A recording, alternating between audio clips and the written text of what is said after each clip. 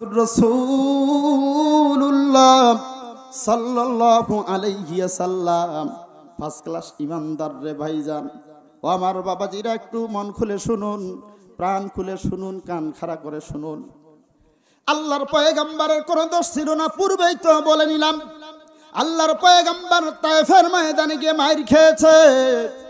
আমার ভাইরা, তায়েফের ময়দানে সাধারণ কোনো মাইর না, মায়ের খেতে খেতে গোটার শরীর থেকে তার রক্ত খনন হয়েছিল। রক্ত বেরিয়ে বেরিয়ে জুতার সাথে খামির বেঁধে গেছে।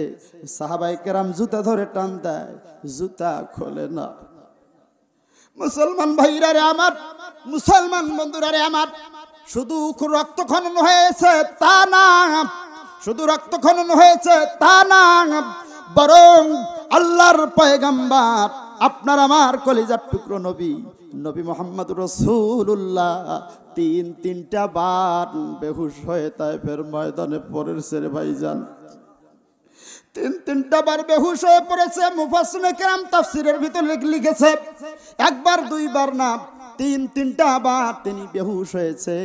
তায়েফবাসীরা নিষ্ঠুর, তায়েফবাসীরা নির্মম ভাবে পাথর মারে। আল্লাহর নবীর শরীর থেকে ফিনকি দিয়ে যেন রক্ত বের হয়। এক পর্যায়ে সহ্য করতে পারে না, এক পর্যায়ে বেহুশ হয়ে পড়ে গেছে। আমার প্রিয় ভাইয়েরা, মুফাসসিরিনে কেরাম লেখেন, কিছুক্ষণ পরে হুশ হয়েছে। আবার তারা পাথর নিক্ষেপ করে ওই তায়েফের ময়দানে শোয়ায় দিয়েছে, বেহুশ করে দিয়েছে। আবার কিছুক্ষণ পরে হুশ হয়েছে, আবার পাথর নিক্ষেপ করে বেহুশ করে দিয়েছে। আমার প্রিয় ভাইয়েরা, কিতাবের ভিতরে এসেছে, তাফসীরের ভিতরে এসেছে, আল্লাহর ফেরেশতারা পর্যন্ত দুইজন নবী রাসূলের মর্মান্তিক ঘটনার সময়, দুইজন নবী রাসূলের নির্যাতনের সময় তারা কেঁদেছিল এবং আল্লাহর কাছে দোয়া করেছিল। জোরে বলেন না আল্লাহু আকবার। একজন হলো আপনার আমার কলিজার টুকরো নবী। ওই তায়েফের ময়দানে যখন বেহুশ হয়ে যায়, আমার ভাইয়ের আসমানের ফেরেশতারা নেমে এসে আল্লাহর নবীকে বলেন, নবীজি, ওগো আল্লাহর নবী, তায়েফবাসীরা আপনাকে নির্মম ভাবে মারে, আপনার শরীর থেকে রক্ত ঝরায়, আপনাকে বেহুশ করে দেয় গো নবী।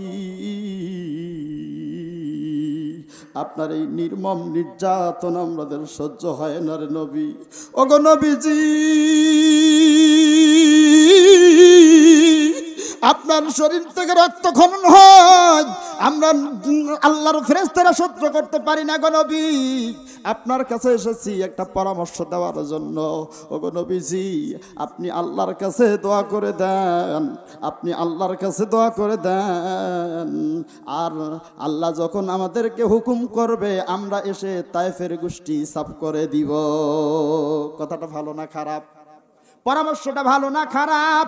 আমার প্রিয় ভাইয়েরা, আল্লাহর পয়গম্বর এমন নির্যাতনের সময়ও বলেছে, ওগো ফেরেশতারা, ওগো ফেরেশতারা, আমি যদি বলি আল্লাহর কাছে বদদোয়া করে দেই তায়েফবাসীদের বিরুদ্ধে, আর তোমরা যদি তায়েফের গোষ্ঠী সাফ করে দাও, আর তায়েফবাসীকে যদি জমিনের নিচে করে দাও, জমিন যদি উপরে করে দাও, আমি আগামীকাল কার কাছে পৌঁছাবো? লা ইলাহা ইল্লাল্লাহু মুহাম্মাদুর রাসূলুল্লাহ।